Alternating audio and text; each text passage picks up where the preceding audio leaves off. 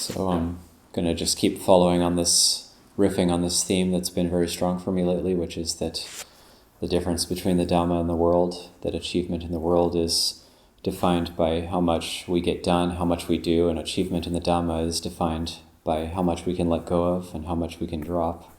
So in that sense, they're opposites. And so even though we do a lot, can we hold that attitude that it doesn't have to get done? If it's okay if it doesn't get done. There's no, any deadline we have is a self-imposed deadline. It's not that we have to do something, and then we start building up stress. The stress in the mind starts building up as things get stacked up in the mind, and we think we have this long list of things that really need to get done, and then they seem very real and important.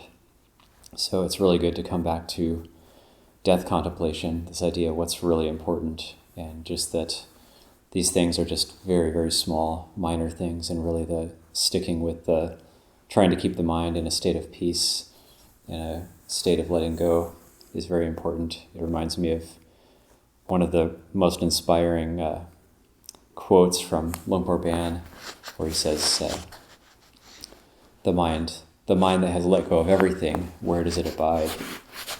The mind of letting go is the abiding. So that can be our abiding. That's what's possible with Dhamma practice. And was recollecting Yom taught a little bit this morning, because I got to, she's someone who lived with Luang Por Ban, an upasika who lived with Luang Por Ban for over 40 years at Wat Doi Dhammachedi, and practiced and served the Sangha, and was an ardent practitioner herself. And it's a pretty amazing story of letting go, and it's a story of the more you're able to let go of, the better, actually. And the ultimate level being the Buddha, who had everything. The Buddha had everything as a prince and let go of everything. He was able to let go of all of that, the trappings of royal life. And it's interesting because the achievement and affluence in the world, and it's actually a complete illusion when seen in the light of Dhamma, that we can get trapped by it, and that is the very thing that causes a lot of our suffering. And then when we shed all of it and set forth and don't have anything, and then the greatest happiness and the greatest peace, the greatest freedom can arise, and yet when seen through the eyes of the world, that seems like misery. So the world and the Dhamma are opposites in that sense. So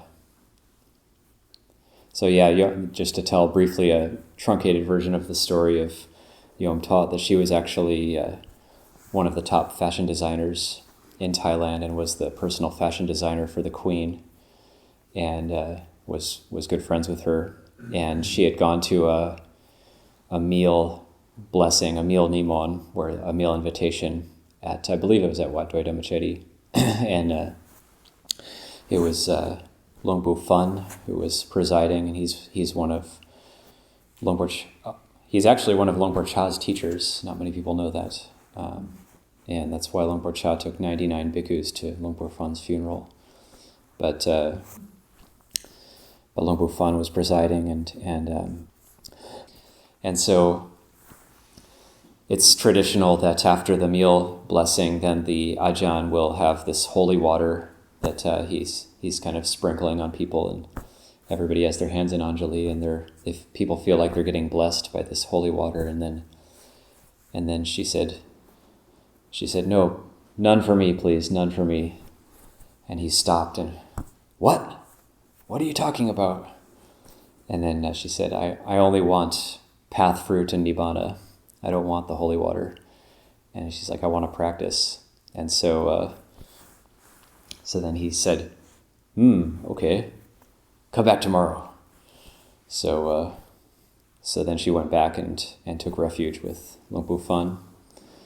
And then she had to go tie up her life and take leave of the queen and tie up her job and give everything away. And so she did that. She was 40 at the time. And then she did that, and one of the things she most loved and had the hardest time giving up was these Thai plays. This is a traditional Thai play. It's called Lakon, and it's with the devas and traditional dancing. And she wanted to go see one last play before going to the monastery. And then when she went, all she saw was dancing skeletons. And then she knew her mind was ready for the monastery. And then she went and never left, and just spent her entire life, over 40 years in the monastery, practicing ardently and serving the Sangha. And I got to pay respects to her. She was 89. After the 2-month retreat I was able to do in Thailand, I got to go. And I said pay respects to her because I consider her like a Kruba Ajahn, but go visit because she was being looked after. She'd have 2 strokes, couldn't speak anymore. And she made offerings, including some robes, which were the perfect size for me, so I just had them set aside. But just very, very bright presence, very amazing presence, and very pure. I guess the word that came to mind was purity. And so it is possible. It is possible for anybody to do this kind of thing. And just so happens that yesterday my robe got partially destroyed by battery acid. So I decided to take out this robe from her and put it on this morning. And I thought, okay, well, I'm just going to use that robe now. And I was recollecting her, thinking about her. So yeah, this is to think of great practitioners can be very helpful for us in terms of, yes, we are doing a lot, but remembering that all of our deadlines are self-imposed, and what's important is the peaceful mind. Leave that for a morning reflection.